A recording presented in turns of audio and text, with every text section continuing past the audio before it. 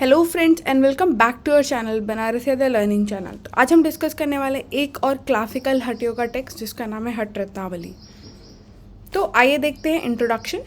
तो हठ रत्नावली जो है उसके रचयिता हैं योगी श्रीनिवास, जिनके पिता का नाम था सरवर। ऐसा वो इस बुक के इंट्रोडक्शन में बताते हैं, जो कि हम आगे और डिस्कस करेंगे। और ये एक इम्पॉर्टेंट क्लासिकल हठ योगा की टेक्स्ट है जो कि 1625 से 1695 के बीच लिखी गई थी according to doctor Venkat Reddy. And this text has been divided into 4 chapters, यानी कि हठ रत्नावली जो है वो 4 चैप्टर्स में बटी हुई है, 4 उपदेशों में बटी हुई है। तो आइए देखते हैं एक ब्रीफ कि सारे चैप्टर्स में एक्चुअली क्या बताया गया है। तो चैप्टर 1 जो है उसमें श्रीनिवास योगी अपना रेफरेंस देते हैं, अपने बारे में सेल्फ इंट्रोडक्शन बताते हैं और अपने पिताजी के बारे में बताते हैं कि वो ज्योतिष के ज्ञाता थे, दर्शन के ज्ञाता थे, वेदांत को वह बहुत भली भांति जानते थे, तंत्र योग को वो जानते थे। ऐसा ये अपना इंट्रोडक्शन देते हैं चैप्टर 1 में।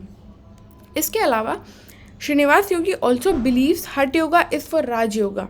तो जैसा कि स्वात्माराम का कहना था और घेरन ऋषि का भी मानना था कि हठ योग क्या है, प्रिपरेटरी है, किसके लिए, राजयोग के लिए। यानी कि अगर किसी योगी को हाईएस्ट जो सैल्वेशन या स्टेट अचीव करनी है तो उसको हठ योग के बाद ही वो स्टेट अचीव हो सकती है, और बॉडी को जो प्रिपेयर करता है वो हठ योग है।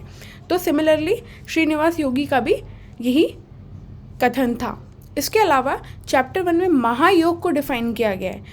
तो चित्त की वृत्तियों को कंट्रोल कर लेना या उनसे मुक्त हो जाना ही महायोग है। इसके अलावा यहाँ पे 4 महायोग बताए गए हैं जो कि प्रीवियस ईयर क्वेश्चन में सीक्वेंस वाइज पूछा गया था। तो यहाँ पे महायोग है मंत्र योग, लय योग, राजयोग और हठ योग। तो इनका सीक्वेंस जो है सबसे अच्छा जो है मंत्र योग को सबसे निम्न श्रेणी का मंत्र योग है, फिर लय योग, फिर हठ योग और फिर सबसे उच्च श्रेणी का जो है वो राजयोग है, जैसा कि इसका नाम ही कहता है, राजयोग, किंग। इसके अलावा चैप्टर 1 में ही 8 प्रकार की क्रिया बताई गई। बाकी जगह बाकी सारे हठ योगा के टेक्स्ट में हम छठ क्रियास पढ़ते हैं, बल हठ रत्नावली में 8 क्रिया बताई गई है। वो कौन कौन सी हैं? तो चक्री जो कि इम्पॉर्टेंट है और सबसे अलग है, नौली, धौती, नेति, बस्ती, गजकर्णी, त्राटक और मस्तक भ्रांति। ये इनकी अष्ट क्रिया जो है वो हठ रत्नावली में श्रीनिवास योगी द्वारा बताई गई है। इसके अलावा उनका मानना है कि ये जो 8 क्रियाज हैं वो 6 चक्र जो हैं हमारे, जो कि आने वाले वीडियोज़ में आप देखेंगे, 6 चक्रों को प्यूरिफाई करती है, डिसीज़ से इंडिविजुअल को बचाती है, यानी कि बीमार नहीं होने देती, और शरीर को, मन को प्राणायाम के लिए तैयार करती है, और एक तरीका है मोक्ष को पाने का, एक स्टेप है मोक्ष को पाने का, ये 8 क्रियाएं। इसके अलावा यहाँ पे डिस्क्रिप्शन दिया है कि योगी को कैसी जगह रहना चाहिए, उसका निवास कैसा होना चाहिए, उसका आहार कैसा होना चाहिए, योगी को मिताहारी होना चाहिए, पथ्य अपथ्य में कौन कौन से फूड इंग्रेडिएंट्स आते हैं वो बताया गया है, और योग की साधना में क्या बाधक है और क्या साधक है, ये इस चैप्टर 1 में डिस्कस किया गया है श्रीनिवास योगी के द्वारा। फिर आते हैं चैप्टर 2 में। तो चैप्टर 2 जो है उसमें 10 मुद्राओं के बारे में बात की गई है, और सबसे ज़्यादा और इलाबोरेटेड वर्णन जो या बहुत अच्छे से अगर समझाया गया है तो वो वज्रौली और खेचरी को समझाया गया है। इसके अलावा 9 टाइप्स ऑफ कुंभक या प्राणायाम जो है श्रीनिवास योगी ने बताए हैं। वो कौन कौन से हैं? भस्त्रिका, भ्रामरी, सूर्यभेदी, उज्जाई, शीतली, मूर्छा, शीतकारी, केवल और भुजंगीकरणी। ये एक नया टर्म है, इसका जो प्रैक्टिस है वो सिमिलर है आपके अदर योगिक प्राणायाम से, पर इसका नाम जो है यहाँ पे ये डिफरेंट है, भुजंगीकरणी। इसके अलावा हठ रत्नावली में इडा, पिंगला और सुषुम्ना के बारे में और बताया गया है, और उनके सिनोनिम्स बताए गए कि उनके और क्या नाम है, पर्यायवाची क्या हैं उनके, और काफ़ी डिटेल्ड ये जो है पर्यायवाची इसमें डिस्कस किया गया है चैप्टर 2 के अंदर।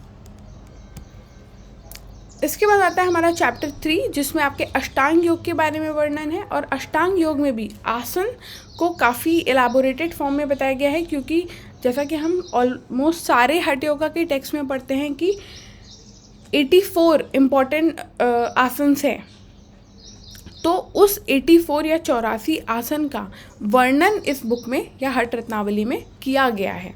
और ये बताया गया है कि आसन जो है वो क्या प्रदान करता है, स्थिरता, आरोग्यता और हल्कापन शरीर में।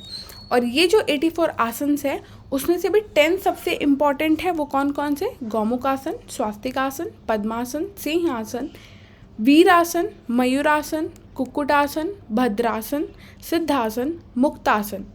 और इन 10 में से भी 4 को सबसे इम्पॉर्टेंट माना गया है, जो कि सारे हठ योगा टेक्स्ट में माना गया है। हठ योग प्रदीपिका में इन चारों को ही उच्चतम श्रेणी के आसन बताए गए हैं, जो कि हैं सिद्धासन, पद्मासन, सिंहासन और भद्रासन।